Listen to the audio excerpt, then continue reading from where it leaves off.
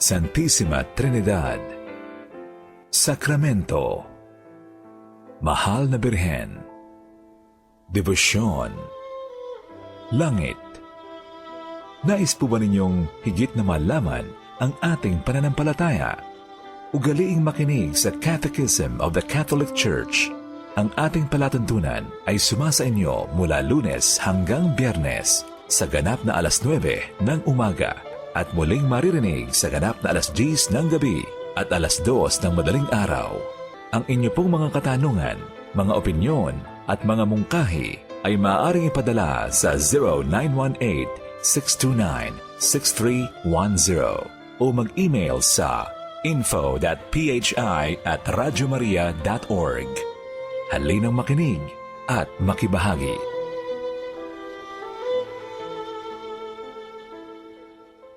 Radio Maria brings you Catechism of the Catholic Church.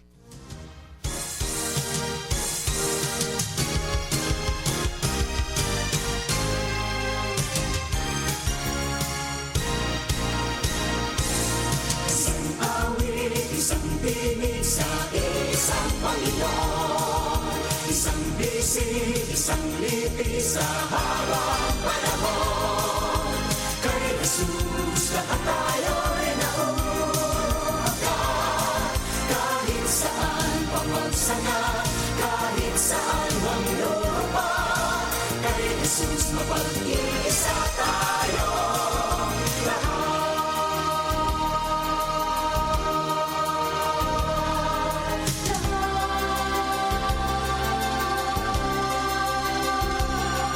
Kahit pa man iba't ibang dalangin, inirinig ng Isang mapagpalang pagbati sa lahat ng mga tagapakinig at tagapagtangkiling ng ating himpilang Radyo Maria, bringing Christ into your home.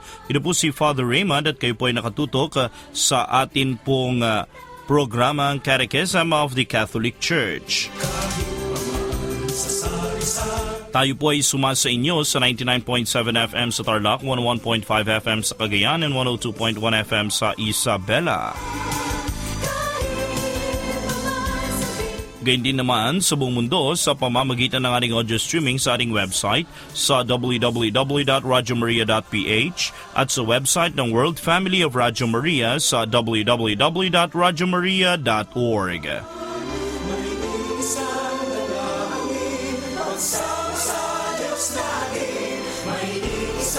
Napapakinggan din po tayo sa pamamagitan ng Bitstop Network sa www.iradioportal.com. Sa mga probinsya naman po ng Bataan, Bulacan, Pampanga at Tarlac, tayo po ay nakararating sa iba't ibang mga tahanan sa pamamagitan ng Cable TV Channel 99.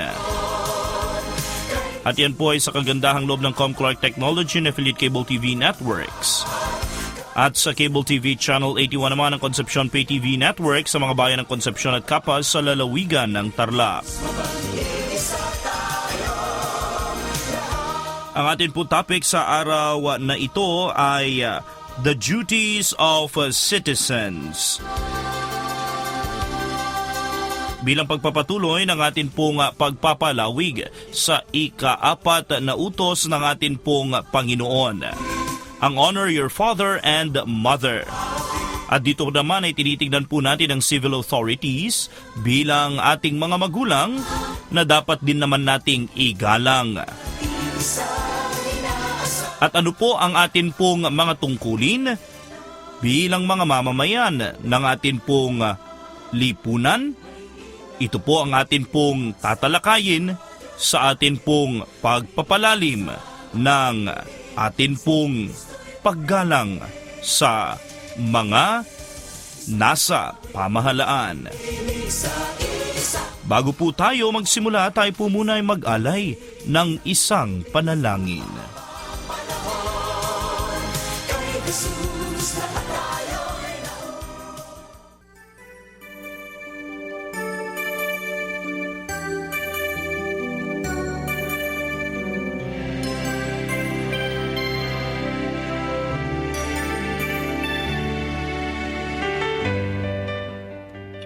Sa ngalan ng Ama, ng Anak at ng Espiritu Santo. Amen. O Diyos na makapangyarihan, bilang mga mamamayan ng aming lipunan, kami po nawa ay maging mga simbolo ng iyong pag-ibig at ng iyong patuloy na pagkalinga. Hinihiling po namin na maging mga matatag nawa kaming mga saksi ng inyong kapangyarihan sa lahat ng mga tao ng mundo, upang sa gayon, sa gitna ng aming komunidad ay aming maipakita ang saya at ang ganda ng pagiging iyong mga anak at iyong mga lingkod sa iyong simbahan, ang nag-iisang katawan ni Kristo, na sa kanyang pamamagitan, ang mga panalangin ito'y aming ipinararating sa iyo, kasama ng Espiritu Santo, bilang iisang Diyos, magpasawalang hanggan. Amen. Maria, modelo ng mga mamamayang Kristiyano, ipanalangin mo kami. Sa ngalan ng Ama, ng Anak at ng Espiritu Santo. Amen.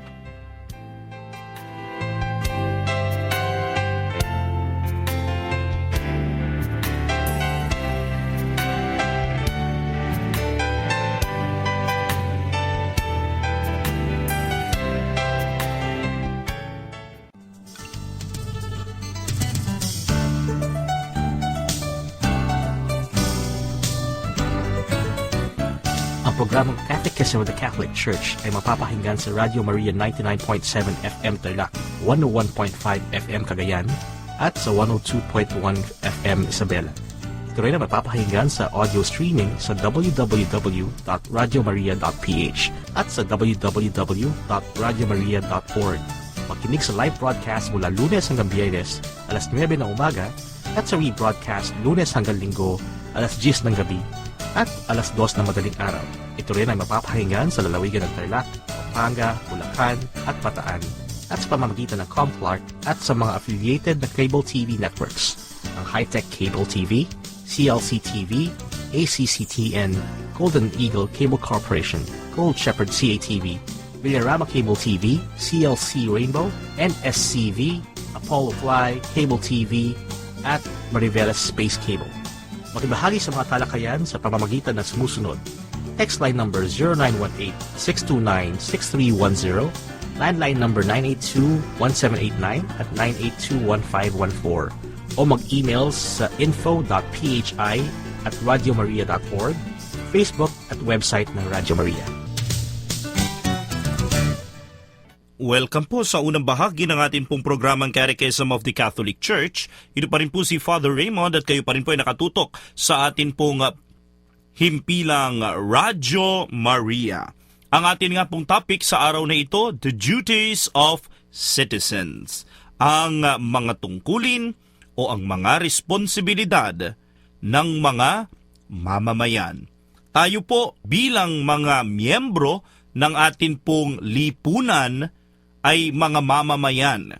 Mamamayan po tayo ng isang komunidad, mamamayan po tayo ng isang bayan, mamamayan tayo ng isang lalawigan, o kaya naman ay mamamayan po tayo ng isang bansa.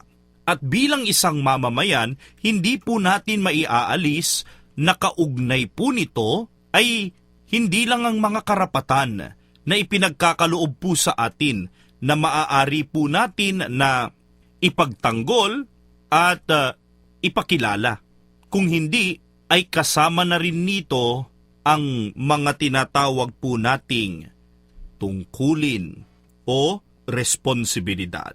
Ngayon ay isa-isahin po natin ang mga duties ng isang citizen.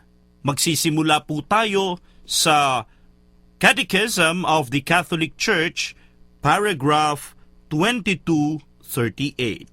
Those subject to authority should regard those in authority as representatives of God, who has made them stewards of His gifts. Be subject, for the Lord's sake, to every human institution.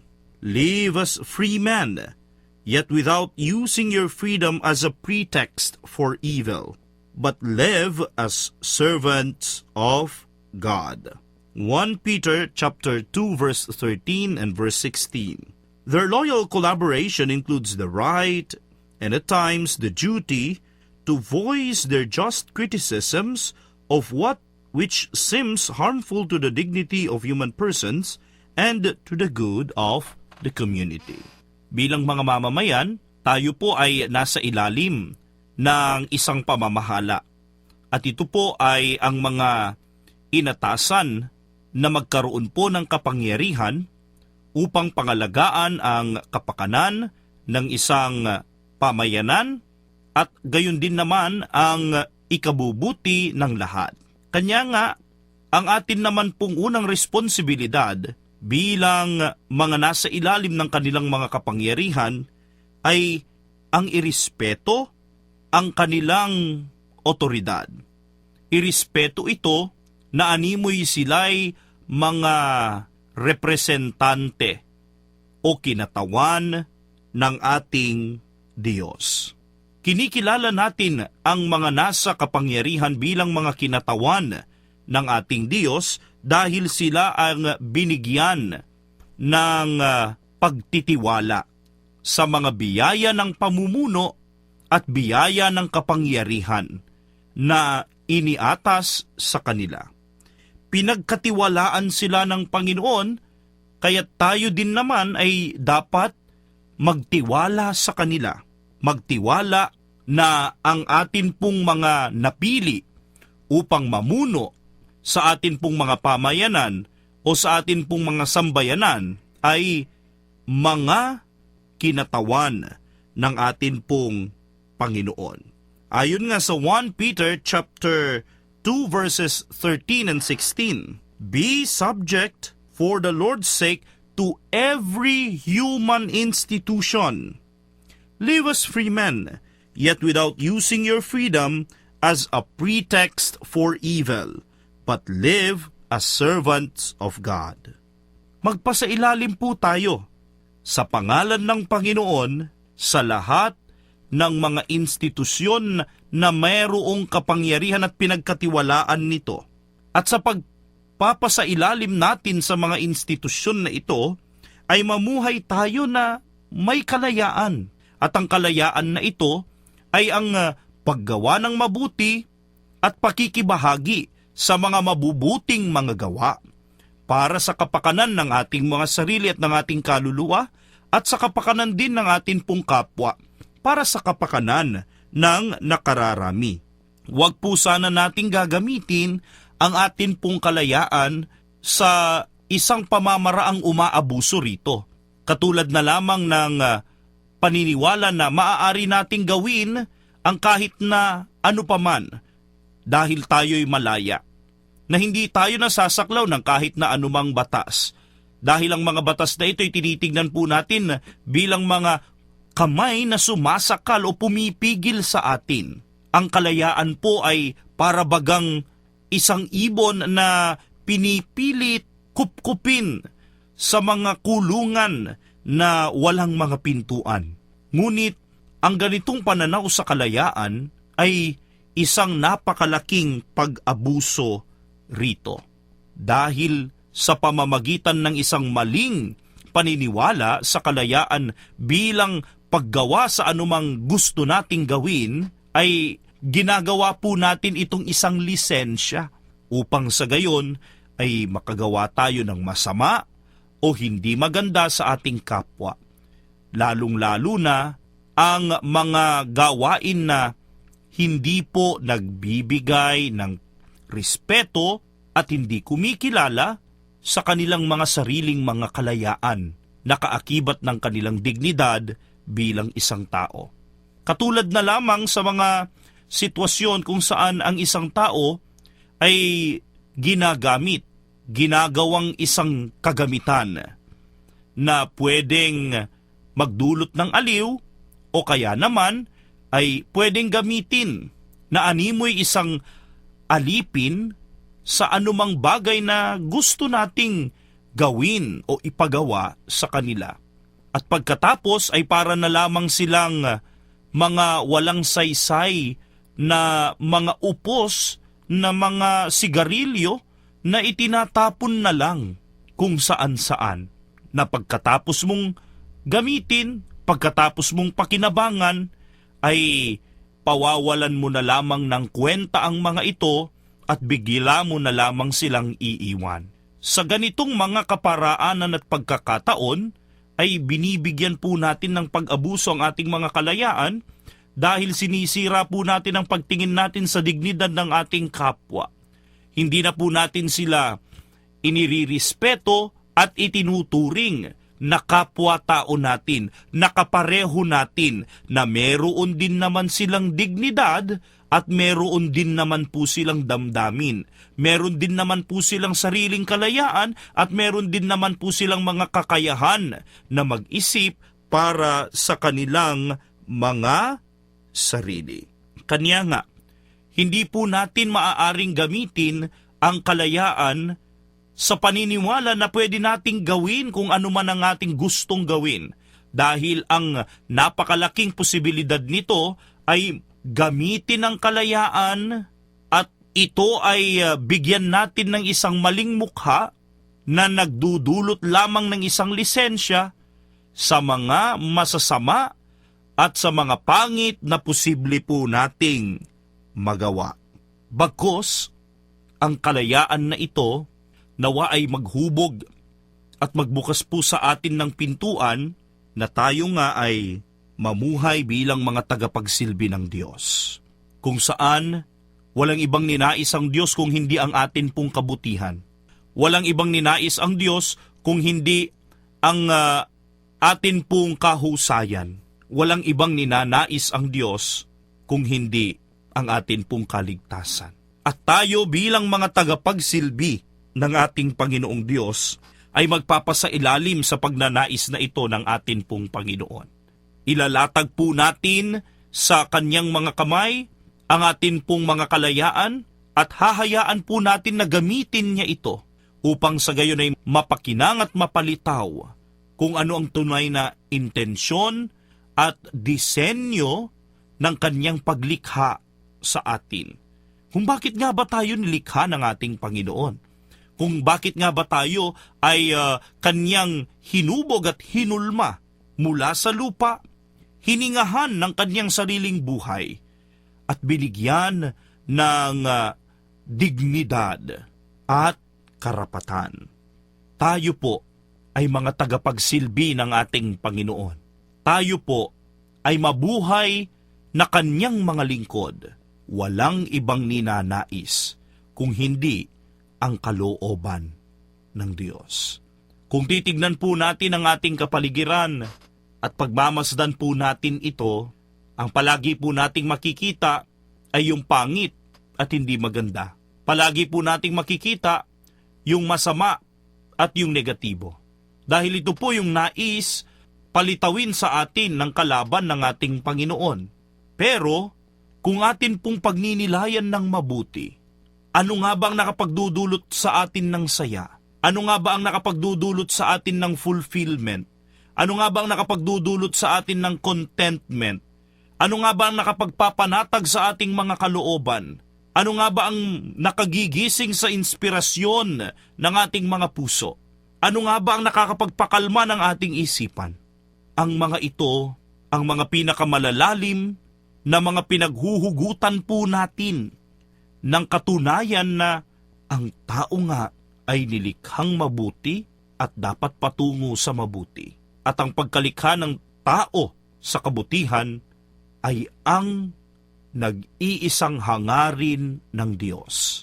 At tayo po, kung itinuturing natin ang ating mga sarili bilang mga lingkod ng ating Panginoon, siyang ating sinusundan, siyang kalooban ang batas ng ating buhay, wala tayong ibang pagsusumikapan kung hindi hanapin ang kabutihan na ito sa kaibuturan ng ating mga pagkatao at ito ang atin pong unti-unting palitawin, unti-unting isabuhay, unti-unting ipahayag, at unti-unting isakatao upang sa gayon ay maipakita nga talaga natin na ang kasamaan, negatibo, at pangit na pumapaligid sa atin ay ang mga mabababaw lamang na realidad na nagbibigay sa atin ng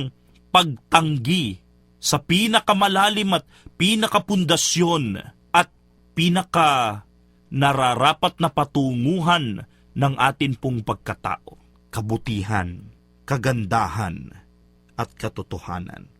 At ito rin po ang isa sa mga bagay na dapat po nating tandaan.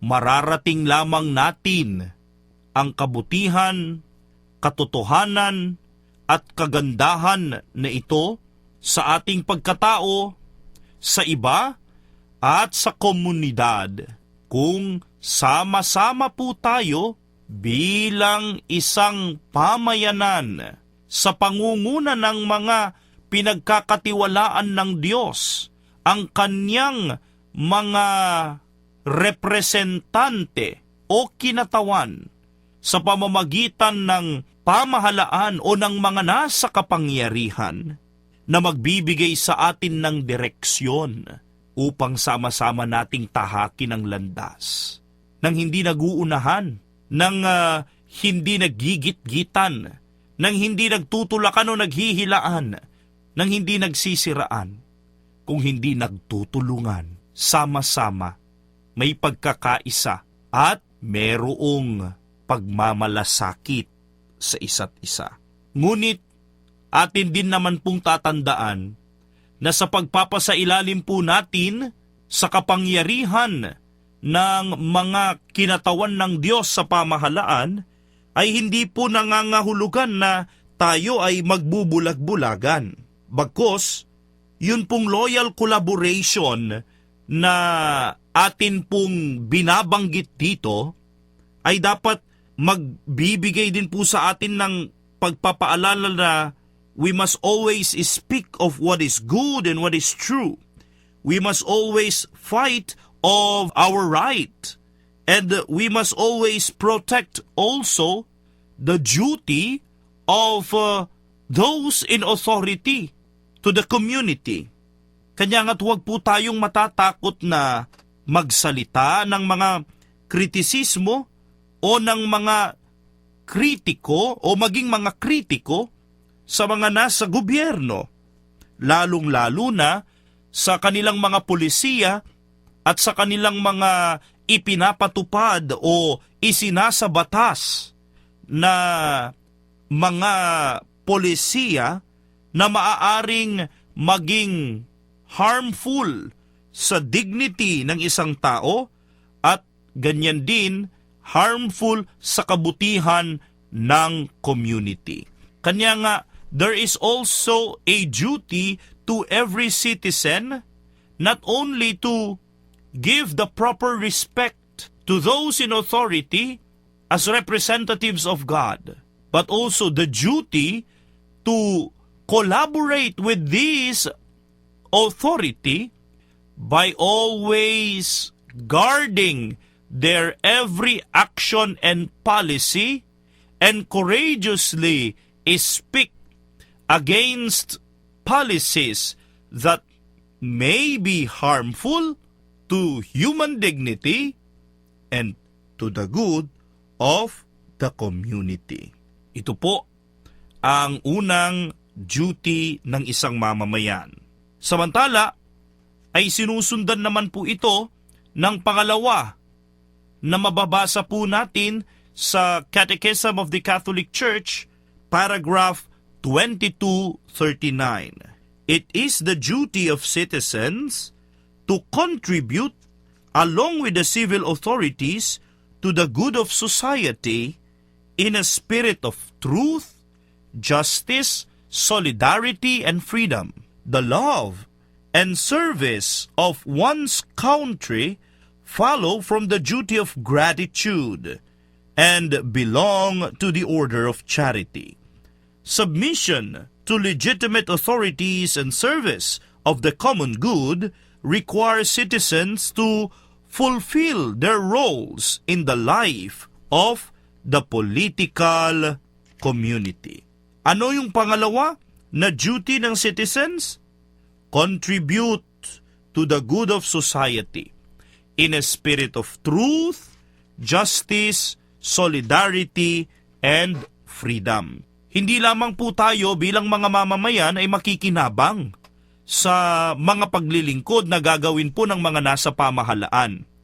Hindi lamang po tayo naghihintay ng serbisyo.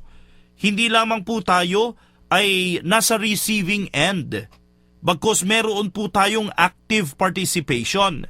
Meron po tayong proactive role. At ito po ay makikita po natin sa tinatawag na contribution of every citizen to the good of the society. Ano naman yung maibibigay natin? Ano naman yung maiaalay natin? Ano naman yung maiaambag po natin bilang mga mamamayan sa ikabubuti ng atin pong lipunan? Ngunit tayo po ay mag-aambag sa espiritu una't higit ng katotohanan. We must always promote the culture of truth and not the culture of lie. We must always promote this culture of living in integrity, because truth borns integrity. Naandyan din po yung culture of justice. Tayo rin po bilang mga mamamayan ay meron din pong tungkulin na ipaglaban at protektahan ang kultura ng katarungan, kung saan hindi lamang po natin hinihintay kung ano yung ibibigay ng pamahalaan na nararapat po para sa atin. Ikaw, bilang mamamayan, ano rin ba yung maibibigay mo na nararapat din sa iyong kapwa mamamayan? Ano rin ba yung nararapat din naman na ibibigay mo para sa iyong pamahalaan? Ano po yung karapat-dapat, makatarungan na maibabahagi mo para po sa iyong pamayanan? So, we cannot just sit down and be always in a mode of relaxation to receive some benefits from public services. No, we must also actively promote the good of the community through our contributions. Culture of justice.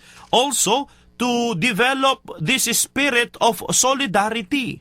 Kapag sinabi po nating spirit of solidarity, hindi yung tunay na pagkakaisa na hindi lamang nakikita sa pagkakapit-bisig, kung hindi yung pagmamalasakit, pakikilakbay, at pakikiisang tunay sa mga kapwa natin tao. Lalong-lalo na sa kanilang pag-abot ng kanilang mga pangarap, sa kanilang pagtupad ng kanilang mga mithiin, at sa kanilang mga pagsusumikap na makapagbigay din naman ng substantial contribution sa ating community. Solidarity is that attitude which brings us to a fast movement to progression. This is the attitude that pulls us up and that allows us to push other people up. Solidarity is that secret element which we all need in order to achieve developmental goals and community growth. And of course, we must always protect and promote the value of freedom. Ang bawat isang tao ay may dignidad. At ang dignidad na ito ay mas maisa sa buhay sa kondisyon ng kalayaan. Tayo, bilang mga mamamayan, ay nagnanais po na maging buo ang ating pagkatao. sa loob ng lipunan o ng pamayanan na atin pong ginagalawan. Dahil ang kabuuan na ito ay ang susi sa fulfillment ng atin pong mga pangarap. At magagawa lamang po natin ito, hindi po ng mag-isa, kung hindi sa pamamagitan po ng atin pong pakikibahagi sa buhay ng atin pong pamayanan at sa buhay na rin ng ibang tao. Ngunit sa atin pong pagsusumikap na buuin ang ating pagkatao, kailangan po natin maintindihan na kailangan at nararapat na kondisyon ang kalayaan. Sapagkat ang tunay na pagbuo ng atin pong pagkatao ay nagmumula lamang sa mga mabubuting bagay na maaari nating magawa sa ating sarili at sa ating kapwa. At ang kabutihan na ito ang bubuo sa atin sapagkat ang mga ito ay pagpapahayag ng tunay na pagkanilikha natin. At sa oras na hindi na po tayo malaya, hindi na po natin magagamit ang kapangyarihan ng kabutihan.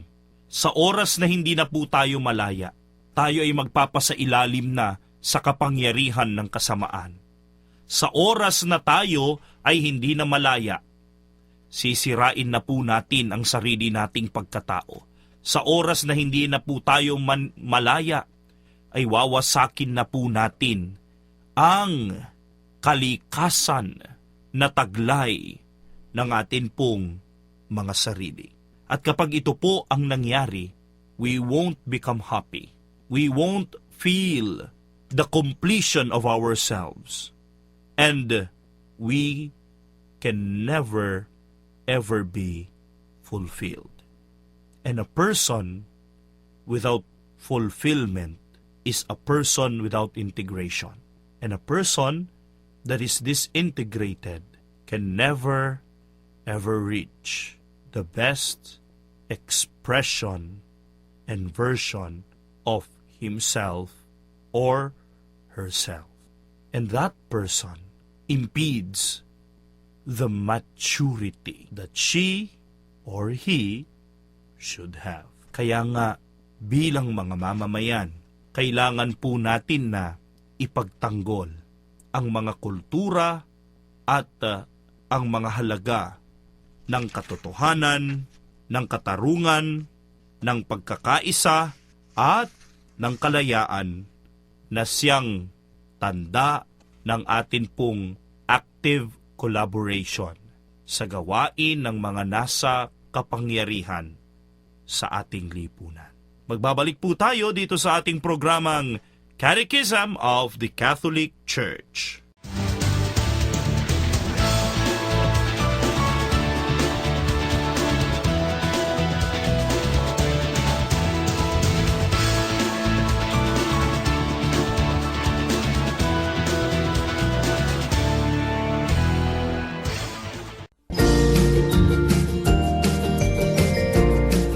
Po ang inyong himpilang Radio Maria, bringing Christ into your home. Maaari niyo rin pong maiabot ang inyong tulong pinansyal via YouShare Online. Magtungo lamang sa www.radiomaria.ph at i-click ang Donate Now button. Piliin ang Select Campaign at ilagay ang amount of donation at payment option. Fill-upan po ang form at i-click ang Donate. Piliin ang fund source at i-type ang inyong email address at i-click ang Select at basahin ang inyong email. Para sa kumpirmasyon, maaari rin po kayong tumawag sa mga sumusunod na telephone numbers 045-982-1797, 045-982-1910, 045-982-1514, at 045-982-1789. Sa Tugigaraw, 078-844-0429, at sa Santiago sa 078-305-1881. Welcome to the Radio Maria family.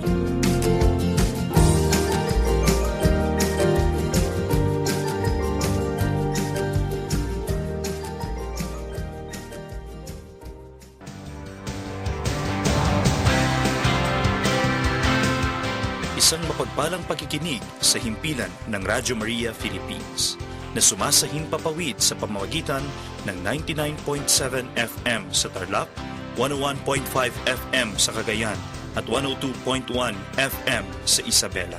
Napapakinggan rin po tayo sa buong mundo sa live audio streaming na matatagpuan sa ating website sa www.radiomaria.ph at sa website ng World Family of Radio Maria sa www.radiomaria.org. Nararating din po ng Radyo Maria ang iba pang mga probinsya sa pamamagitan ng Comclark at affiliated cable TV networks. Dito sa Tarlac, sa Hightech Cable TV, CLC TV Network, Angeles City Cable TV Network. Sa probinsya ng Pampanga, sa Angeles City Cable TV Network, CLC TV Network at sa Comclark. Sa probinsya ng Bulacan, sa Golden Eagle Cable Corporation, Good Shepherd Cable TV Network, Villarama Cable TV Network, CLC Rainbow NSCV. Sa Bataan, sa Apollo Fly Cable TV, Mariveles Space Cable at CLC. Ang lahat pong yan ay sa Digital Channel 99. Ako po si Father Raymond Cruz, ang direktor sa programa ng ating himpilan. Bumabati sa inyong lahat. Ito po ang Radyo Maria Philippines.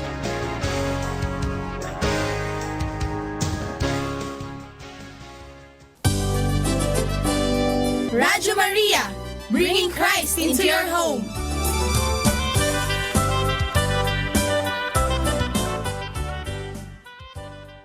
Welcome po sa pangalawang bahagi ng ating programang Catechism of the Catholic Church. Ito po si Father Raymond at kayo po ay patuloy na nakatutok sa ating himpilang Radyo Maria, bringing Christ into your home.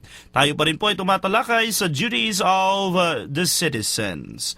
Ipagpatuloy po natin ang atin pong usapan on paragraph 2239 of the Catechism of the Catholic Church. Ito po ay sa pangalawang duty ng mga mamamayan, ang active collaboration, partnership ng mga miyembro ng community sa mga nasa otoridad upang sa gayon ay atin pong ma-promote yung common good ng atin pong lipunan sa pamamagitan ng espiritu ng katotohanan, katarungan, pagkakaisa at kalayaan. At ito po ay tanda ng pagmamahal at serbisyo sa bayan. At ang pinag-uusbungan po na realidad ng pagmamahal at serbisyo na ito ay hindi yung payabangan, hindi rin sa sariling motibasyon o kaya naman ay sa mga makasariling interes. Bagkus, ito po ay dapat na umuusbong sa responsibilidad ng pasasalamat na tayo po ay napapabilang sa community na ito. Na kinikilala po tayo ng community na ito na kasapi niya, miyembro niya, kaisa niya.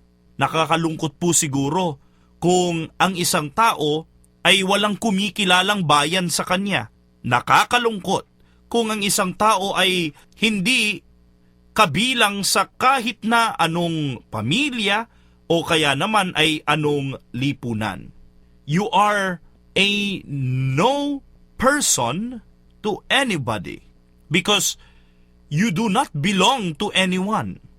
Mahalaga na ang pagkatao ng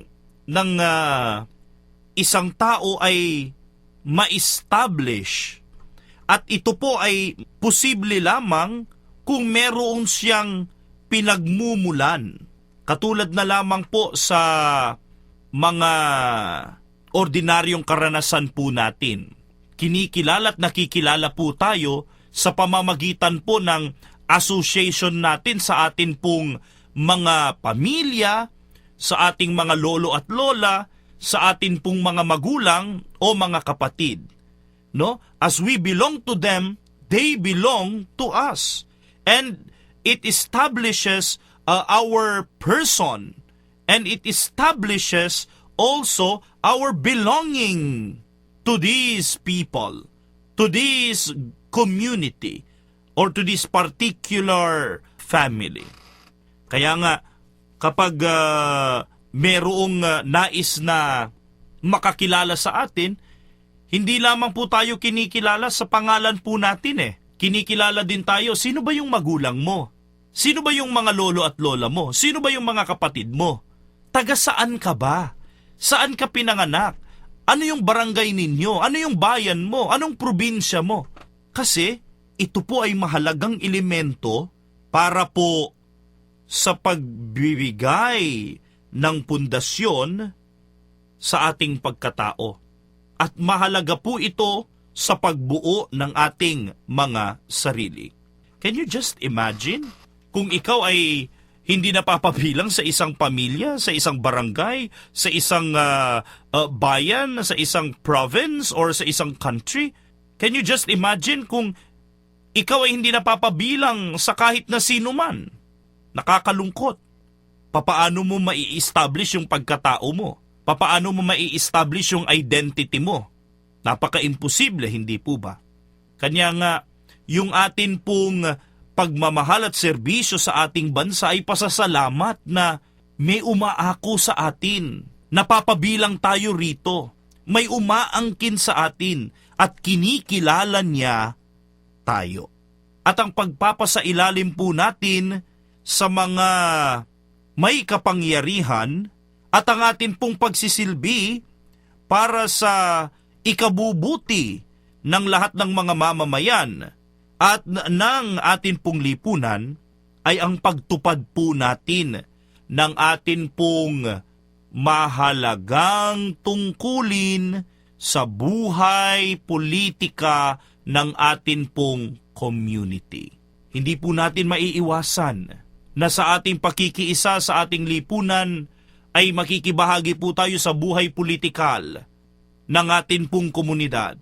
Sapagkat ang atin pong komunidad ay umaasa din naman sa atin individually as members of this community for the political survival of our society.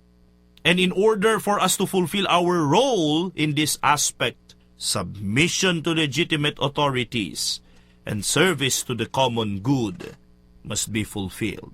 Paragraph 2240 ng Catechism of the Catholic Church.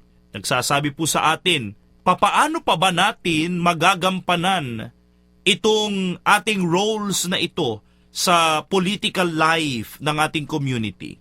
Submission to authority and co-responsibility for the common good make it morally obligatory to pay taxes, to exercise the right to vote, and to defend one's country. Romans chapter 13 verse 7 tells us, pay to all of them their dues, taxes to whom taxes are due, revenue to whom revenue is due, respect to whom respect is due, honor to whom honor is due.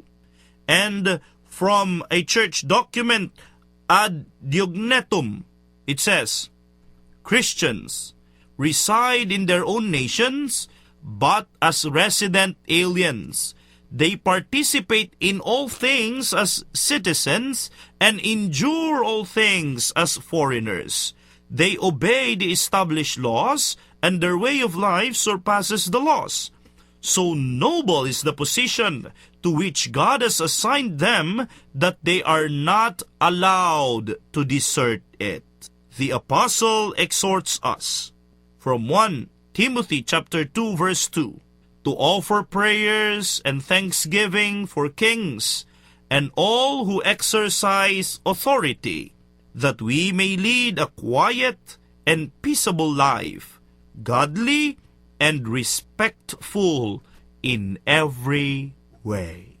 Makaginigiliw ng mga kapatid sa ating pananampalataya, ang atin pong pagiging mga masunurin at mga tapat na mga mamamayan ng atin pong bayan at ang atin pong pakikibahagi para po sa kabutihan ng atin pong lipunan ay nangungusap po sa atin na meron po tayong moral na tungkulin upang bayaran ng atin pong mga buwis. Gamitin po ang atin pong karapatan at tungkulin na bumoto at ipagtanggol ang ating bansa. Magbayad po tayo ng ating mga buwis. Sabi nga ng banal na kasulatan, ang mga buwis ibigay sa mga dapat pagbigyan nito. Katulad na lamang ng paggalang na dapat na ipagkaloob natin sa mga dapat na igalang.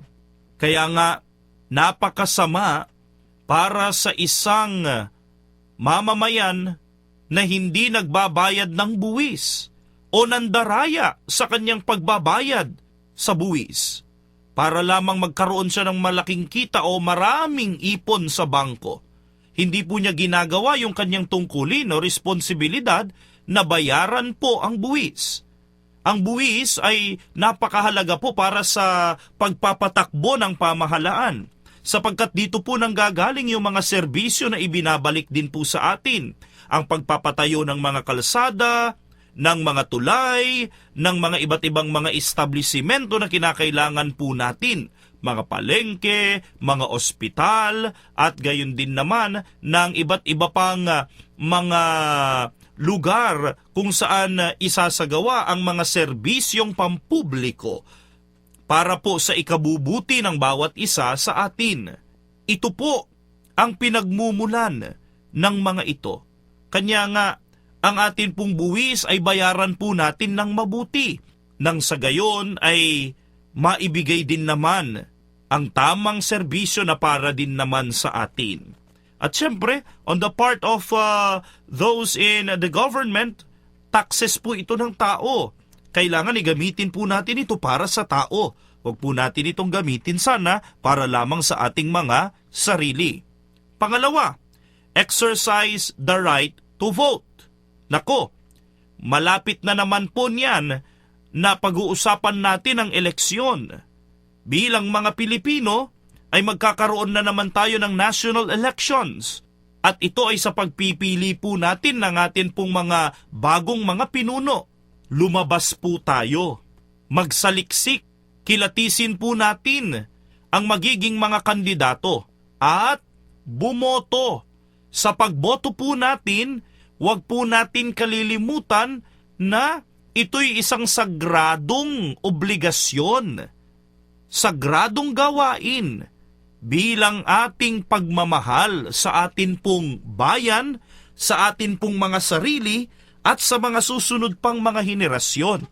Kaya pipiliin po natin kung sino yung ating iboboto. At wag na wag po tayong magbebenta ng boto, pwede po ba?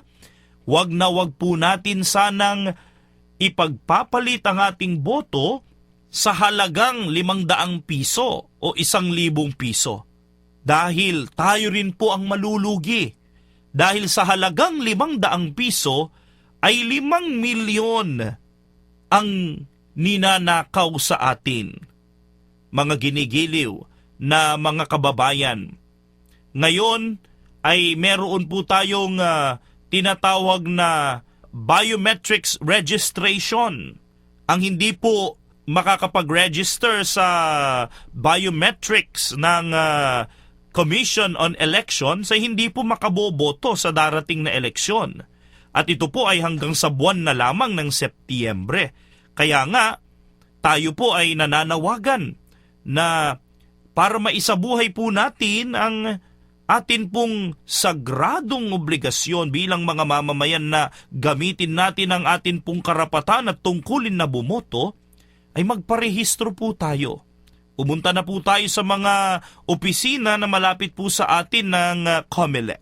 And of course, defend our country. Tunay po na sinasabi po sa atin ng atin pong katekismo na bilang mga Kristiyano, tayo po ay nananahan sa ating mga bansa na animoy mga dayuhan dahil ang totoo po nating bansa ay ang kalangitan. Ngunit bilang mga dayuhan na taga-kalangitan na namumuhay po dito sa atin pong bayan na Sinilangan, tayo po ay nakikibahagi sa lahat ng mga gawain at mga bagay bilang mga ordinaryong mga mamamayan. Samantalang tayo ay meron pa rin namang pagnanais na makauwi sa atin pong tunay na tahanan sa piling ng ating Ama sa langit. At dahil tayo pa rin po ay nag-i-enjoy ng mga rights and duties ng isang citizen sa atin pong bansa, then we must obey the established laws and the way of life that these laws require of us, so long as they agree with our Christian morality, so long as they agree with our Christian faith. This is our position which God has assigned to us, and God is telling us to love also and not desert, not to forsake. Kanya nga, kung kinakailangan, ipagtanggol po natin ang ating bayan. Ipagtanggol po natin ito sa anumang posibleng sumira sa mga kondisyon na maisasabuhay po natin ang atin pong dignidad at ang atin pong kalayaan, at magagawa po natin na buuin ang ating mga pagkatao at tuparin ang atin pong atas na tungkulin bilang mga Kristiyano.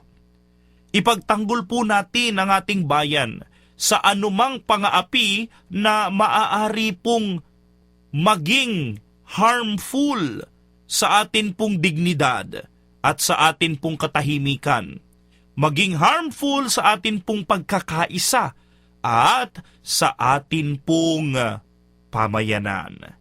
Let us defend our country against any invasion, whether it be a literal invasion or an ideological invasion that will put into danger the values that we are already enjoying, values that are fruitful in integrating ourselves and in fulfilling our duties as Christians living in a human society.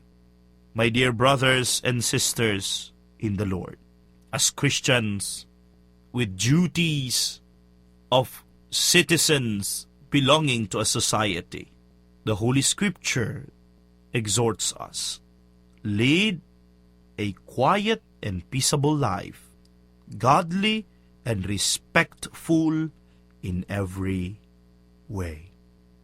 And this simply means fulfilling our duties as citizens and treating our duties as our sacred responsibilities, being Christians in a human community. Maraming salamat po sa lahat ng mga nakinig, nakibahagi, nakiisa dito po sa atin pong programang Catechism of the Catholic Church. Muli, ito po si Father Raymond, pansamantala na nagpapaalam sa inyo. Sumasampalataya ako sa Diyos, Amang makapangyarihan sa lahat, na may gawa ng langit at lupa. Sumasampalataya ako kay Yesu Kristo, isang anak ng Diyos, Panginoon nating lahat. Nagkatawang tao siya, dalang ng Espiritu Santo, ipinanganak ni Santa Mariang Birhen. Pinagpakasakit ni Poncio Pilato, ipinako sa krus na matay nilibing. Nanaog sa kinaroroonan